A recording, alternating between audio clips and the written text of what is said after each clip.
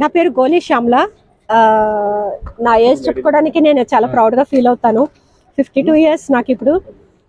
పుట్టి పెరిగిందంతా కూడా సామర్లకోట, ఒక చిన్న రైతు కుటుంబం.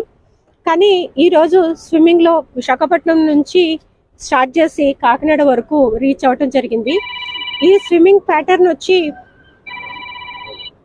ల్యాండ్లో విశాఖపట్నం ఆర్కే బీచ్లో స్టార్ట్ అయింది. కాకినాడ ఎన్టీఆర్ బీచ్ లోనే ఎండ్ చేయాలని మేము అనుకున్నాము.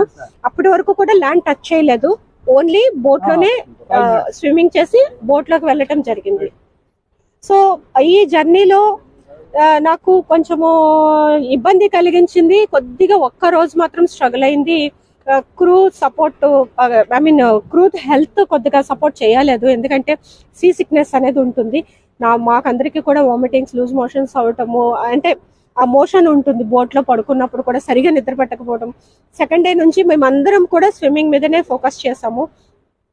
సో ఈ రకంగా సాగుతున్న జర్నీలో మాకు అత్యంత హ్యాపీనెస్ ఇచ్చింది తాబేళ్లు.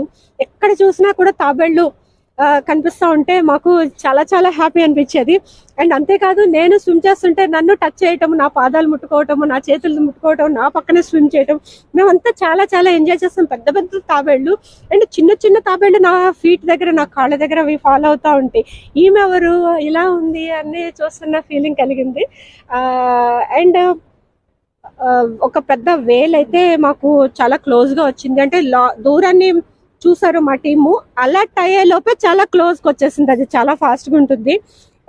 యాక్చువల్లీ వేల్స్ అనేవి ఫ్రెండ్లీనే, కానీ మనమంతా రిస్క్ చేయలేము అంత పెద్ద ఆకారాన్ని చూసేసరికి. ఎందుకైనా మంచిదని బోట్ ఎక్కేస్తాము. క్రూ అంత ఇమీడియట్గా రెస్పాండ్ అయ్యి బోట్లోకి తీసుకున్నారు.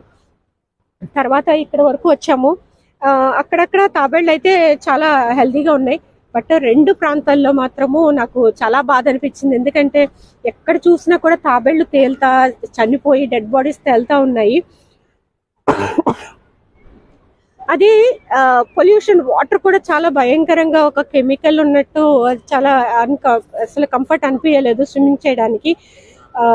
సో అక్కడ కొంచెము గవర్నమెంట్ ఏమైనా ఫోకస్ చేసి, ఎందుకంటే చాలా చెత్త కూడా వస్తూ ఉంది ఆ 2 ఏరియాస్లోను. మేబీ మనకి దొరికిన ఒక అద్భుతమైన సంపద ఈ తాబేళ్ళు అని చెప్పొచ్చు. సో దాని రక్షణ కోసం గవర్నమెంట్ కొంచెం ఫోకస్ చేస్తే చాలా బాగుంటుంది. ఎందుకంటే ఈ బీచ్ అనేసరికి ప్రతి ఒక్కరికి కూడా చాలా హ్యాపీగా అనిపిస్తుంది. అట్లాంటిది బీచ్ లోకి ఎవరైనా ఇట్లా ఒడ్డుకు వచ్చినప్పుడు తాబేళ్ళు అవి కనిపిస్తూ ఉంటే కూడా చాలా బాగుంటుందండి, హ్యాపీగా. చాలా ప్రౌడ్ గా ఉందండి, ఎందుకంటే అది అంత చిన్న సంగతి కాదు. 2 సంవత్సరాల కళ, ఎంతో ట్రైనింగ్, ఎంతో కఠిన శ్రమ. అండ్ మనకి చాలా తినాలనిపిస్తుంది, కానీ అన్ని తినకూడదు.